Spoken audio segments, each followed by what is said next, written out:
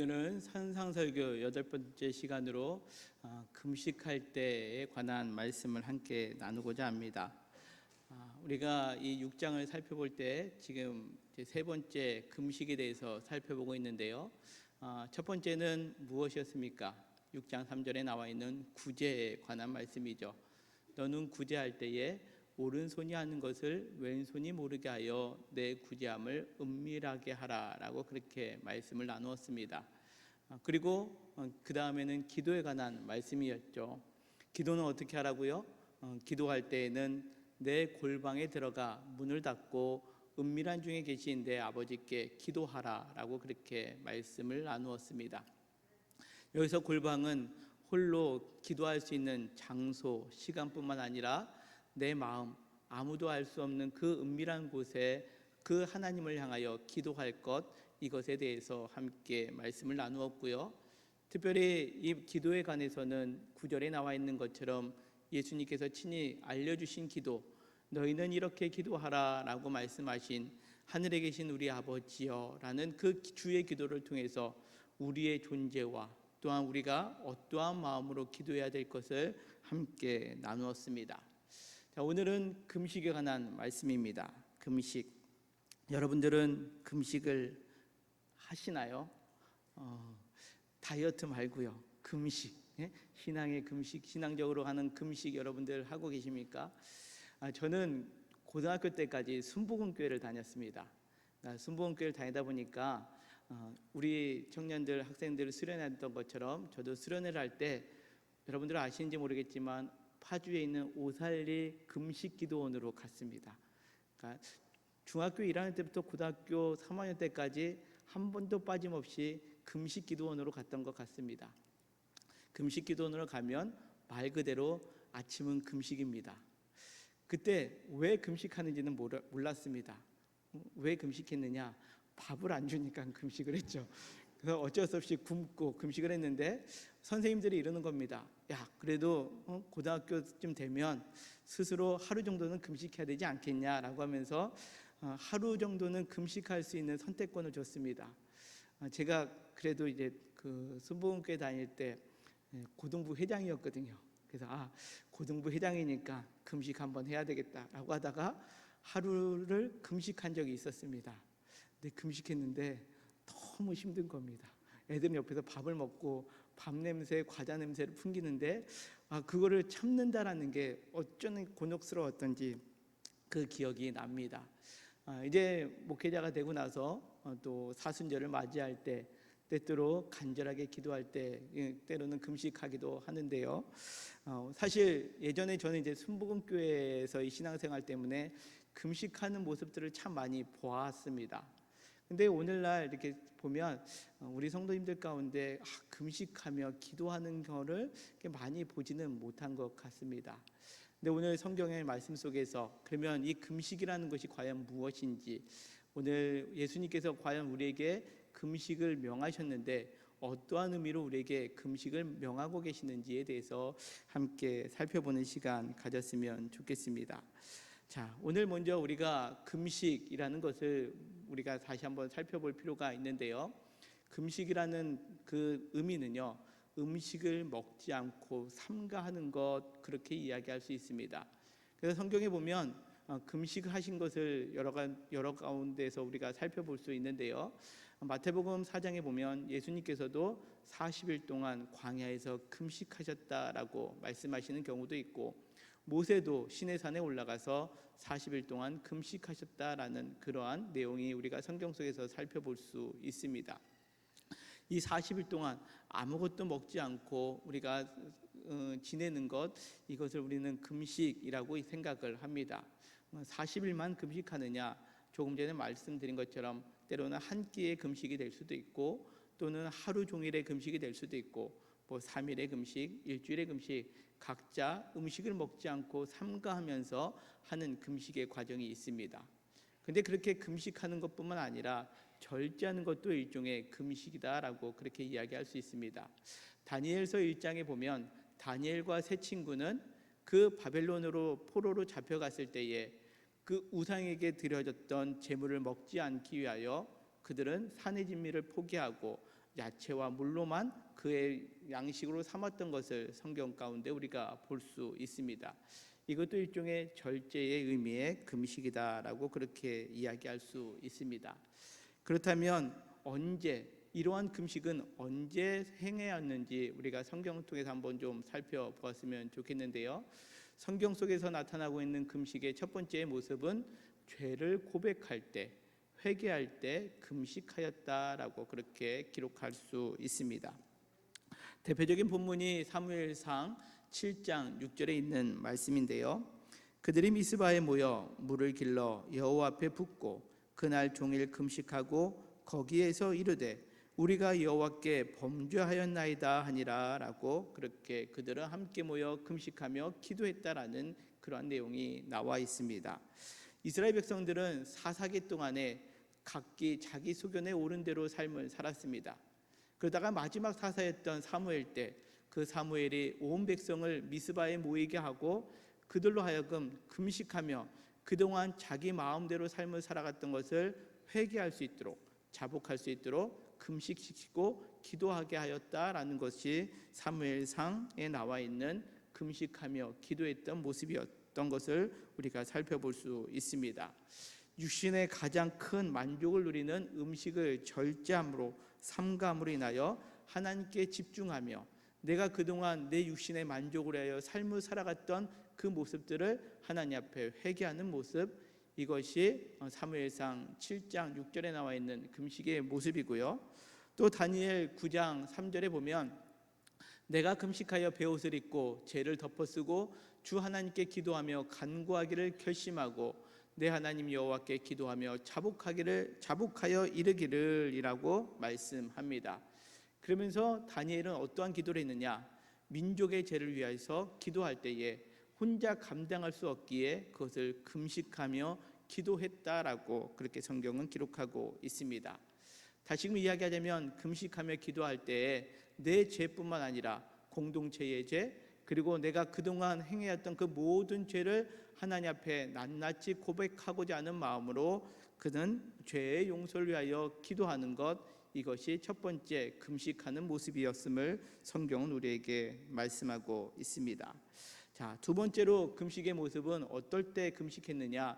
슬픈 일을 만났을 때, 통회할 일이 있을 때 금식하였다라고 성경은 그렇게 말씀하고 있습니다.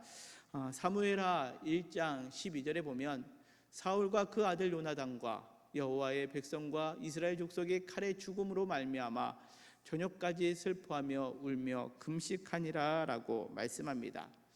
이스라엘의 첫 번째 초대 왕이었던 사울이 블레셋과의 싸움에서 전사하고 맙니다. 사울만 죽은 것이 아니죠. 그의 아들 요나단 그리고 많은 이스라엘 백성들이 그 블레셋 싸움에서 죽음을 맞이하게 되었을 때에 사울은 그 일평생 다윗을 쫓아다녔죠. 다윗을 죽이기 위해 쫓아다녔을 때 그러나 다윗은 그 사울의 죽음 앞에서 금식하며 울며 기도했다라고 그렇게 성경은 표현하고 있습니다. 뿐만 아니라 느헤미야 1장 4절에도 보면 느헤미야는 이렇게 금식했던 모습을 표현하고 있습니다. 내가 이 말을 듣고 앉아서 울고 수일 동안 슬퍼하며 하늘의 하나님 앞에 금식하며 기도하여 이르되라고 그렇게 성경은 말씀하죠. 느헤미야가 포로 가운데 잡혀있을 때에 나라가 황폐되고 어려운 가운데 있다라는 이야기를 들었을 때 그는 그 이야기를 듣고 너무 슬퍼서 금식하며 하나님 앞에 기도하였다라고 그렇게 기록하고 있습니다. 사실 우리가 슬픔을 맞이할 때 어떠합니까? 슬픔을 맞이할 때 먹으면서 힘내면서 우리가 그 슬픔을 이겨내는 사람은 많이 못 본 것 같습니다. 우리 마음 가운데 애통함이 있을 때, 큰 슬픔이 왔을 때 사실 우리는 그 모든 것들을 식음을 전폐하고 슬픔 가운데 거할 때가 있지 않습니까? 근데 그냥 감정적으로 하는 것이 아니라 이 금식이라는 것은 하나님 앞에 그 슬픔을 또한 그 애통함을 내려놓고자 하는 마음으로 그렇게 하나님 앞에 슬픔 가운데 금식하는 모습을 성경은 우리에게 보여주고 있습니다. 세 번째는 간절함이 있을 때 금식했다라는 거죠. 대표적인 말씀이 역대하 20장 3절에 있는 말씀입니다. 여호사밧이 두려워하여 여호와께 낯을 향하여 간구하고 온 유다 백성에게 금식하라 공포하며 유다 사람이 여호와께 도우심을 구하려 하여 유다 모든 성읍에서 모여와서 여호와께 간구하더라라고 그렇게 말씀합니다. 남유다 여호사밧 왕 때에 아람 군대가 쳐들어옵니다. 아직 군대가 정비되지 않았을 때에 그 여호사밧은 두려웠죠. 하지만 그 두려움 가운데 그가 자포자기하거나 아람에게 항복한 것이 아니라 온 백성들에게 공포합니다. 금식할 것을 공포하고 하나님께 간구하게 됩니다. 그 금식의 기도에 하나님께서 귀 기울여 주시고 아람 군대가 스스로 자멸할 수밖에 없게끔 그렇게 큰 역사를 만들어 주시는 사건이 역대하 20장에 나오는 것을 보게 됩니다. 이처럼 성경 속에서 나타나 있는 금식은 언제 하는 겁니까? 기쁘고 즐거울 때 금식하라고 이야기하지 않습니다. 죄를 회개할 때, 그리고 슬픔이 있을 때, 그리고 큰 문제를 만나서 간절함이 있을 때 금식할 것을 성경은 우리에게 말씀하고 있습니다. 오늘 예수님께서 말씀하시는 금식의 내용을 살펴보면 어떻습니까? 이렇게 슬픔 가운데 있을 때, 애통함 가운데 있을 때, 죄 가운데 있을 때 우리는 슬픔 가운데 금식해야 되는데, 오늘 우리가 함께 봉독한 마태복음 6장 16절 예수님은 이렇게 말씀하고 계시죠. 금식할 때에 너희는 외식하는 자들과 같이 슬픈 기색을 보이지 말라. 그들은 금식하는 것을 사람에게 보이려고 얼굴을 흉하게 하느니라. 그렇게 말씀합니다. 예수님께서는 이런 금식이 있을 때에 너희 얼굴에 슬픈 기색을 하지 말 것을 우리에게 명하고 계시다라는 거죠. 이 이야기를 우리가 잘못 오해하면 이렇게 이야기할 수 있습니다. 우리가 슬플 때에 그럼 금식하면 안 되는구나. 얼굴에 그냥 하하하하 웃으면서 우리가 그렇게 살아가야 되는가? 라고 우리가 그렇게 생각할 수 있지만 그것은 아니죠. 오늘 예수님께서 금식을 부정한 것은 아닙니다. 금식을 하지 말 것을 이야기하는 것이 아니라 오늘 금식은 해야 되지만 언제 그렇게 하지 말 것을 우리에게 명하고 계시느냐? 두 가지죠. 금식할 때 주의해야 될 것은 외식하는 자와 같이 사람에게 보이려고 이렇게 행하는 금식은 하나님께서 또 주님께서 멀리하라라고 우리에게 명하고 계시다라는 거죠. 그 이유는 무엇일까요? 금식은 사실 하나님과의 관계 안에서 자기 자신을 바라보는 경건 생활의 모습이 되어야 되는데, 이 하나님과의 관계 안에서 나를 보는 것이 아니라 다른 사람에게 보이려고 하는 그러한 모습으로 남게 될 수 있기에 오늘 금식을 할 때에 다른 사람에게 보이려고 하는 것이 아니라 하나님과의 관계 속에서 자기 자신을 바라볼 것을 우리에게 명하고 계시다라는 사실입니다. 죄는 누구랑 해결해야 됩니까? 하나님과 해결해야 되죠. 내가 정말로 슬픈 일을 만났을 때, 그리고 간절함이 있을 때 다른 사람에게 도움을 구하는 것이 아니라 하나님께 집중하기 위하여 금식을 해야 되는데, 어느 순간부터 이 금식이라는 것이 경건한 모습이다라고 사람들에게 드러내는 모습이 되다 보니까 이 금식이 하나님과의 관계 안에서 생각하는 것이 아니라 사람들에게 보여지기 위한 것으로 이것이 잘못된 방향으로 나아가기에 오늘 예수님께서는 사람에게 보이려고 외식하는 자들과 같이 하지 말 것을 우리에게 명하고 계시다라는 거죠.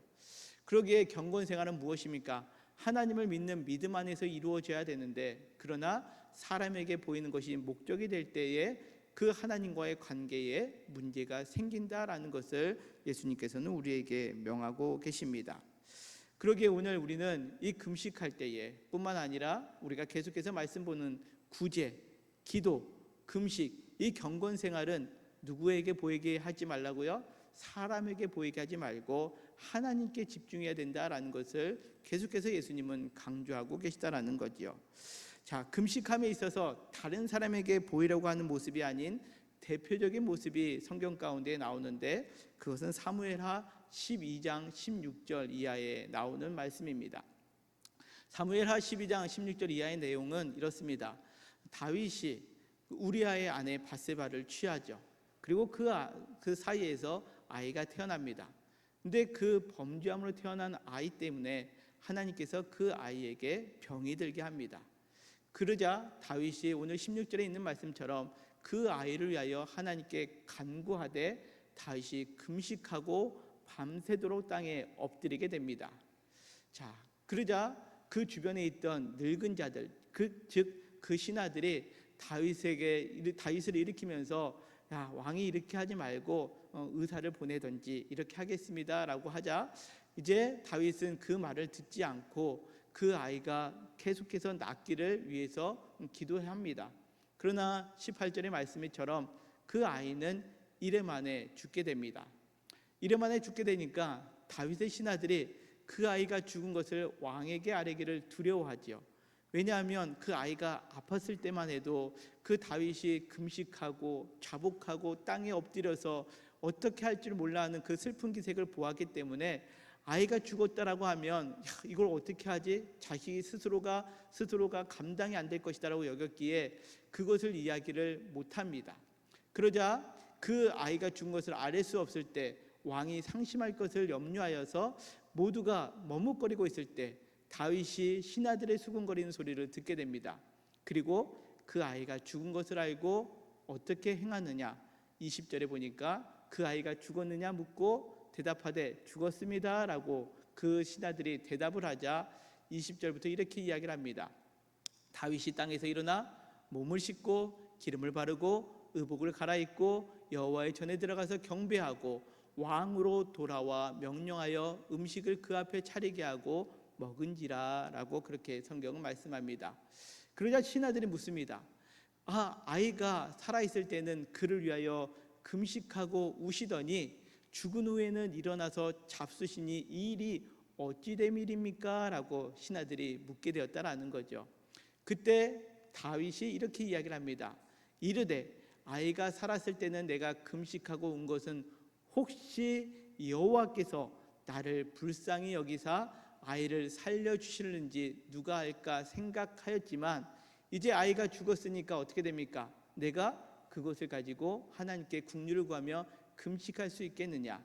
하나님이 이미 정하신 뜻이 있기 때문에 금식하는 것이 아니라 오히려 그가 나에게로 돌아올 수 없고 내가 오히려 그에게 갈 수 있기에 나는 이제 금식을 멈춘 것이다 라고 그렇게 이야기하는 내용이 사무엘하 12장에 나와 있는 말씀의 내용입니다. 자, 다윗의 금식은 어땠습니까? 주변 사람들의 시선을 의식하는 것이 아닙니다. 오히려 주변 사람들의 시선을 의식했다면 아이가 죽었다는 이야기를 듣고 더 슬퍼하며 더 금식하며 애통한 모습을 보였을 터인데 다윗은 그러지 않았다라는 거죠. 오히려 그 아이가 죽었다라는 이야기를 듣고 하나님께 경배드린 후에 일상으로 돌아갔다라고 그렇게 성경은 우리에게 말씀하고 있습니다. 자, 오늘 그러기에 이 말씀 속에서 그렇다면 예수님께서 우리에게 이 금식과 같은 그러한 모습으로 우리가 하나님 앞에 나아갈 때에 어떠한 모습으로 나가기를 원하고 계시는가? 17절은 이렇게 말씀하고 있습니다. 너는 금식할 때에 머리에 기름을 바르고 얼굴을 씻으라 라고 그렇게 말씀하고 계십니다. 어떠한 의미일까요? 머리에 금식할 때에 초라해 보이지 않고 그렇게 하기 위해서 머리에 헤어 오일을 바르고 깨끗하게 얼굴을 씻고 다니라, 그러한 의미일까요? 물론 그런 의미도 내포되어 있습니다. 하지만 예수님께서 이와 같이 말씀하셨던 더 깊은 진의를 우리는 생각해 볼 수 있어야 합니다. 특별히 금식할 때에 머리에 기름을 바르라 라는 그 의미는 무엇일까요? 머리에 기름을 바른다. 구약시대에 머리에 기름을 붓는다 라는 의미를 가지고 있는 단어가 있습니다. 그것은 메시아입니다. 그리고 그것을 헬라어로 그리스도라고 그렇게 표현되고 있습니다. 그러기에 머리에 기름을 바른다라는 것은 기름 부음을 받았다라는 의미를 가지고 있죠. 예수님께서 오늘 제자들에게 너희는 금식할 때에 머리에 기름을 바르라라는 그 의미는 어떠한 의미느냐? 우리를 그리스도인, 우리가 다른 사람이 그렇고 우리 스스로가 그리스도를 섬기는 기름 부음 받는 삶을 살아갔다라는 사람으로 우리가 여겨진다면 우리가 죄를 고백할 때, 그리고 우리가 슬픔 가운데 거할 때에, 그리고 우리가 간절한 상황들을 만날 때에 그리스도인 다움을 잃어버리지 말 것을 우리에게 명하고 계시다라는 거죠. 사실 우리는 큰 죄악 가운데 거했을 때, 그리고 큰 슬픔을 만났을 때, 그리고 큰 문제를 만났을 때 어떠합니까? 그리스도인 다움을 유지해 나가고 계십니까? 아니면 야, 이건 하나님도 해결 못해 라고 하면서 큰 좌절과 낙심과 그런 불안 가운데 여러분들 거하고 계십니까? 오늘 예수님께서 우리에게 금식을 명하셨을 때 그 금식은 무엇이냐? 우리가 하나님의 자녀로서, 그리고 그리스도인의 제자로서, 또 그리스도인으로서 우리가 기름 부음 받는 사람인 것을 우리가 늘 기억하면서 우리는 신앙생활 할 것을 우리에게 명하고 계시다라는 사실이죠. 그러기에 어떠한 문제를 만난다 할지라도, 또한 큰 어떠한 슬픔을 만난다 할지라도, 혹 우리의 연약함으로 인하여 큰 죄 가운데 거한다 할지라도 저와 우리 모두가 그리스도인임을 여러분들 잃지 않고 살아가는 우리 모든 성도님들 되시기를 간절히 소망합니다. 또한 성경에 보면 머리에 기름을 바른다라는 것은요, 하나님의 영으로 덧입혀진다라는 거죠. 그러기에 그 금식은 내 힘, 내 노력으로 하는 것이 아니라 하나님께서 임하여 주실 때에 그것이 가능하다라는 것을 우리에게 명하고 계십니다. 처음에 말씀드린 것처럼 40일 동안 금식을 어떻게 할 수 있겠습니까? 그것은 사람의 힘으로 될 수 있는 것이 아니라 하나님께서 함께 해주실 때만이 가능하다라는 거죠. 그러기에 우리의 죄가 해결될 수 있는 것, 내가 해결할 수 있는 것이 아니라 하나님의 영이 임할 때 해결될 수 있다라는 겁니다. 내가 큰 슬픔 가운데 거할 때에 하나님의 영이 덧입혀졌을 때 그 슬픔 가운데 위로함 받을 수 있다라는 거죠. 내가 큰 문제를 만날 때에 그것을 어떻게 해결할 수 있을까? 하나님의 영으로 덧입혀졌을 때 그 모든 것들이 가능할 수 있게 된다라는 것을 성경은 우리에게 말씀하고 있습니다. 그렇게 하나님의 영으로 덧입혀진 사람들은 어떠한 모습으로 살아갈까요? 바로 얼굴을 씻는 모습으로 삶을 살아갈 수 있게 되지 않겠습니까? 하나님의 자녀로서 하나님의 영이 임하였을 때에 그 얼굴이 변화되었다라는 겁니다. 우리가 창세기 말씀에 보면 야복 강가에서 야곱은 그 하나님의 얼굴을 배웠고 나서 그 환도뼈가 위골된 다음에 절름발이가 되었습니다. 그런데 그 순간 형 에서를 만날 때에 그 형 에서의 얼굴을 보고 무엇이라고 이야기했습니까? 형님의 얼굴을 배운즉 하나님의 얼굴을 배웠습니다 라고 고백하는 장면이 나옵니다. 어떠한 의미일까요? 형님의 얼굴이 갑자기 하나님의 얼굴이 비춰진 것이 아니라 자기가 하나님의 얼굴을 배웠기에 이제 자기의 얼굴이 하나님의 성품이 되었고 그 하나님의 성품을 가지고 상대방을 보았을 때 상대방의 얼굴도 하나님의 얼굴로 보여지게 되는 것을 의미하고 있다는 거죠. 그러기에 우리가 금식하며 삶을 살아간다는 것은 다른 것이 아니라 하나님의 영이 덧입혀졌을 때에 우리의 삶의 모습이 하나님의 영으로 덧입혀진 사람, 즉 하나님의 자녀로서 성령의 성품을 소유한 사람으로 삶을 살 것을 우리에게 명하고 계시다라는 사실입니다. 그러기에 주님께서 우리에게 원하시는 금식은 무엇입니까? 성령님께서 우리의 인격을 주관하게 하는 것으로 의미를 부여할 수 있다라는 거죠. 단지 우리가 죄를 해결하기 위하여, 슬픔을 해결하기 위하여, 간절함을 해결하기 위하여 하나님 앞에 떼쓰는 그러한 금식의 모습이 아니라 주님께서 우리에게 지금 명하시는 금식의 모습은 뭐냐? 하나님의 성령이 우리 가운데 충만하게 임하여짐으로 인하여 우리의 죄가 해결되고 우리가 그리스도 예수 안에서 참다운 인격의 소유자가 될 때에 이제 그 모든 것들을 해결할 수 있는 길이 열리게 됨을 오늘 성경은 우리에게 말씀하고 있습니다. 그러기에 18절은 이렇게 말씀합니다. 이는 금식하는 자로 사람에게 보이지 않고 오직 은밀한 중에 계신 내 아버지께 보이게 하려 함이라라고 그렇게 성경은 말씀하고 있다라는 거죠. 우리에게 금식은 무엇이냐? 사람에게 금식하는데 훌륭한데 라는 이야기를 듣기 위해서 하는 것이 아니다라는 거죠. 그런 사람들은 이미 상을 받은 겁니다. 우리의 신앙생활은 다름이 아닌 하나님께 보여주기 위한 그러한 신앙의 모습이 되어야 됨을 오늘 성경은 우리에게 말씀합니다.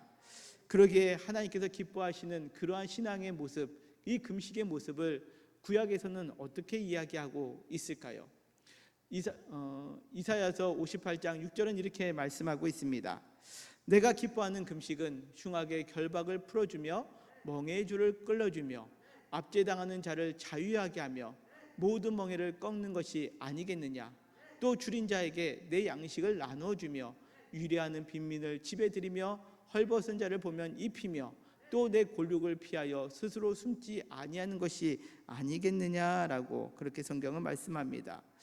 예수님께서 회복하고자 하시는 금식의 본래 의미는 무엇이냐? 머리에 기름을 바르고 얼굴에 씻은 사람의 금식은 이와 같다라는 것을 우리에게 명하고 계시다라는 거죠. 다시 한번 살펴보면 이렇습니다. 흉악의 결박을 풀어주는 겁니다. 멍에의 줄을 끌어주며 압제당하는 자에게 자유함을 주고 모든 멍에를 꺾고 줄인 자에게 양식을 주며 빈민을 집에 들이며 헐벗은 자를 입히며 곤욕을 피하여 숨지 아니하는 것이다라는 거죠. 자, 이사야서 58장에 나와 있는 이 하나님께서 기뻐하시는 금식에 대하여 8가지를 지금 저희가 나열했는데요. 여러분들이 이 8가지를 한 단어로 요약하면 뭐라고 생각하십니까? 구제입니다. 그렇지 않습니까? 줄인 자에게 양식을 주고 빈민을 집에 들이며 헐벗은 자를 입히고 곤욕을 피하지 아니하는 것, 그것은 구제다라는 거죠. 경건 생활의 모습 첫 번째가 무엇이었습니까? 구제 아니었습니까? 그렇습니다. 우리가 진정한 금식을 한다는 것은, 하나님이 기뻐하시는 금식은 내 안에 하나님의 영으로 채워졌을 때 어떻게 되는 거라고요? 다른 사람을 향하여 구제의 마음을 갖게 되는 것부터 우리의 금식의 온전한 모습이 이루어진다는 것을 성경은 우리에게 말씀하고 있습니다. 그럴 때에 오늘 이 경건한 모습 속에서, 이 금식의 모습 속에서 또한 하나님께서는 이렇게 말씀하고 계시죠. 은밀한 중에 보시는 내 아버지께서 갚으시리라 라고 말씀하고 있습니다. 자, 구제는 사실 우리가 경건 생활 가운데 다른 사람을 향하는 것입니다. 그렇지 않습니까? 나를 위해서 하는 것보다 다른 사람을 위해서 하는 것이 구제입니다. 경건 생활 가운데 기도는요, 하나님을 향하는 겁니다. 나를 하나님께로 맞춰가는 하나님을 향한 겁니다. 금식은 나를 다스리는 것이 금식이죠. 내 욕망, 내 정욕대로 살아가는 것이 아니라 내가 금식함으로 인하여 나를 절제시키고 하나님의 뜻을 찾아가는 나를 향한 것이 그러한 경건 생활의 모습이다라는 겁니다. 근데 금식을 하다 보니까 어떻게 됩니까? 다른 사람을 향한 구제가 이루어지고, 우리가 조금 전에 살펴봤던 금식의 모든 과정 가운데 보면 기도가 동반되어 있는 것을 우리가 살펴보지 않습니까? 그럴 때에 하나님께서 우리가 죄 가운데 거했던, 우리가 슬픔 가운데 거했던, 아니면 우리가 간절한 가운데 거했던 이 모든 것들을 하나님께서 갚아주신다라고 성경은 말씀하고 있습니다. 어떻게 갚으실까요? 우리가 아까 읽었던 이사야서 58장 8절 이어서 이렇게 말씀합니다. 우리 같이 한번 읽겠습니다. 시작. 그리하면 내 빛이 새벽같이 비칠 것이며 내 치유가 급속할 것이며 내 공의가 내 앞에 행하고 여호와의 영광이 내 뒤를 호위하리니 내가 부를 때에 나 여호와가 응답하겠고 내가 부르짖을 때에는 내가 여기 있다 하리라. 아멘. 그렇습니다. 우리가 진정한 금식의 모습은 무엇이냐? 하나님 앞에 떼쓰는 자리가 아니라 내가 하나님으로부터 덧입혀지고 그 덧입혀짐으로 인하여 내가 다른 사람을 향하여 구제의 손길을 베푸는 것뿐만 아니라 그러한 과정을 통해서 이제 하나님께서 내가 부르짖을 때에 내게 응답하여 주시고 내가 부르짖을 때에 내가 여기 있다 응답되어지는 삶이 된다라는 거죠. 다시금 이야기하자면 하나님의 영의 임재 가운데 하나님께 더 가까이 가는 삶을 살게 되고 내 얼굴, 내 성품이 변화됨으로 인하여 온전한 회복의 삶을 누리게 된다라는 겁니다. 어떠한 회복입니까? 이웃과의 회복이 되는 거고 하나님과 회복이 되는 거고 내 자신과 회복이 이루어지는 삶을 살아가는 것, 이것이 진정한 금식의 모습이다라는 것을 오늘 주님은 우리에게 말씀하고 있습니다. 사랑하는 성도 여러분, 얼마나 금식하며 우리가 신앙생활을 하고 계십니까? 오늘날 살아가는 성도들은 많이 금식하지 않는 것 같습니다. 왜냐하면 우리가 죄에 대해서 많이 둔감해졌습니다. 그리고 우리가 간절함이 많이 사그라든 것 같습니다. 왜냐하면 많이 여유로워진 것 같아요. 그렇죠? 간절함보다는 내가 다른 것을 더 많이 의지할 것들이 많기 때문에 우리가 금식하며 간절함 가운데 거하기보다는 세상의 방식 그리고 세상의 그 풍요로움 속에서 우리 모든 것들을 해결하고 있는 것 같기 때문에 그런 것 같습니다. 그러나 단지 우리의 문제를 해결하기 위해서는 세상에 다양한 것들이 많이 있죠. 하지만 우리가 진정으로 하나님과의 관계 속에서, 그리고 이웃과의 관계 속에서, 내 자신과의 관계 속에서 어긋났던 것들을 온전히 해결하기 위해서는 오늘 주께서 우리에게 명령하신 것처럼 사람에게 보이기 위한 금식이 아니라 정말 하나님께 집중하고자 하는 진정한 나를 하나님 앞에 절제하고 삼가하는 그러한 삶을 살아갈 때에 우리가 내 자신과의 관계 속에서 하나님께서 해결해 주시는 은혜를 경험하게 되고, 우리가 그 안에 기도하게 됨으로 인하여 하나님과 교통하게 되고, 더 나아가 우리가 이웃과의 구제를 통해서 온전하게 회복되어지는 그러한 삶을 살아가게 될 줄 여러분들 믿으시기를 바랍니다. 그리하여 오늘도 우리의 삶 속에 하나님의 함께 온전히 나아가는 이러한 신앙생활을 통해서 우리의 경건생활이 하나님과 나와 이웃과 온전히 회복되어짐으로 말미암아 하나님께 기쁨이 되며 우리 안에는 큰 만족이 되는 그러한 신앙생활을 영위해 나가는 우리 영통교회 모든 성도님들 되시기를 주님의 이름으로 간절히 축원합니다.